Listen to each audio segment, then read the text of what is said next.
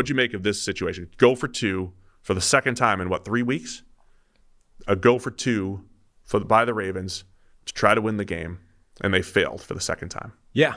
I mean, I'm on record of saying I will always approve of this decision of going to win the game on one play as opposed to playing for the possibility of winning it in overtime. Let me tell you what I disapprove of. I detest designed rollouts, sprint outs at the goal line. If it is a play action, if you run like a play action and you sprint them out, I get it because you're using misdirection to move the defense. This was a straight sprint out, right? I'm not forgetting this. No, I think you're right. So, I think sprint right option. Sprint right. I hate sprint right option. I think this is what Kaepernick, because Kaepernick did it with the Niners against the Ravens in the Super Bowl, and I remember tweeting it out 9 years ago that I hate those things too. So here's why I hate it. Right? Theoretically, you're like, oh, you have athletic Tyler Huntley. You're going to get him out on the edge and let him use his legs. Completely false. The touchdown that Huntley scored was a straight drop back. And your scrambling ability, which Huntley has shown, he's pretty good at it, your scrambling ability is negated when you roll the entire defense with him. When you drop back straight, now you have every escape route possible. Was that the play where they also only had 10 guys on the field? Maybe. Because that helped. Yeah, that certainly helps. Regardless, all I'm saying is when you sprint a guy out, the entire defense is immediately moving. Now, if you run play action and you get them flowing one way and then roll out the other way, that works on the goal line all the time. I understand that. But when you sprint it out, you're taking away half the field to read, and you're also taking away escape routes for scrambling. You're moving the whole defense there. Somebody else pointed out Marquise Brown was wide open on this whole thing. It was kind of on the backside and all that stuff, but maybe Huntley missed him, maybe not. I just can't stand like a do-or-die play with sprint outs for the most part. I need to do research on this. Here was my problem with that whole thing. So they line up initially, and they basically try and get them to jump offside to try and get the 1 yard as opposed to the 2 yards, which I think was smart. Then they call everybody in, and they're like, okay, we still going for this? And Harbaugh was talking to Tyler Huntley, I think Latavius Murray maybe. Then he calls in Mark Andrews, right? So he's chatting to Huntley and Latavius about what the play is, what they're going to go. Are we still going for this? And then he's like, Mark, over here. And you're like, okay, well, now the ball's going to Mark Andrews. Like, what are we doing here?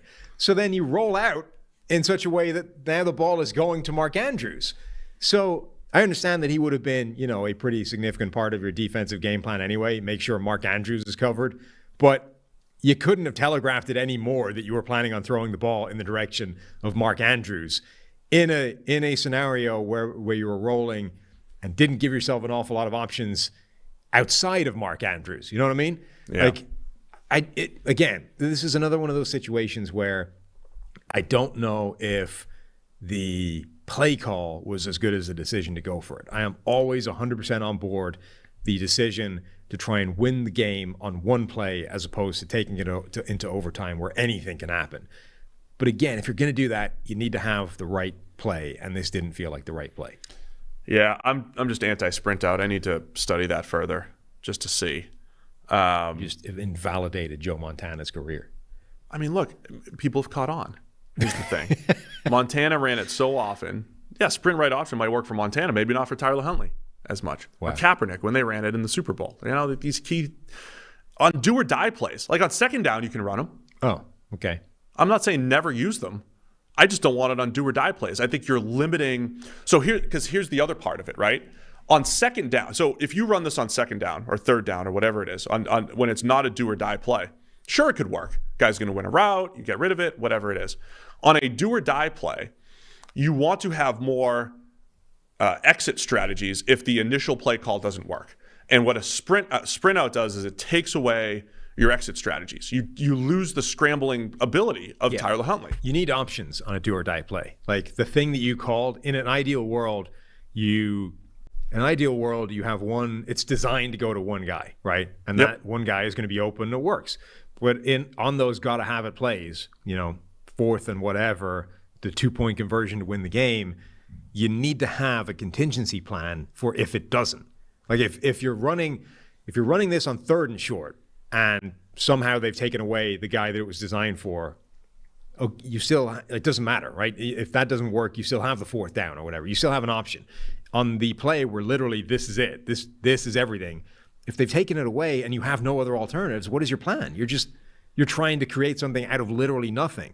So the more options you have on any given play, the better. Like, okay, the real balance becomes, to what extent is option number one worse on a play where you have more options than it is when the whole thing is designed to spring one guy open? Because that's the balancing act, right? Yep. Like a play like sprint right option is designed to get one guy open. And if everything works, it's great. He's wide open. You hit it, perfect. Everybody walks off happy. But it's when it doesn't, you need to have a viable alternative, and there wasn't one on this play.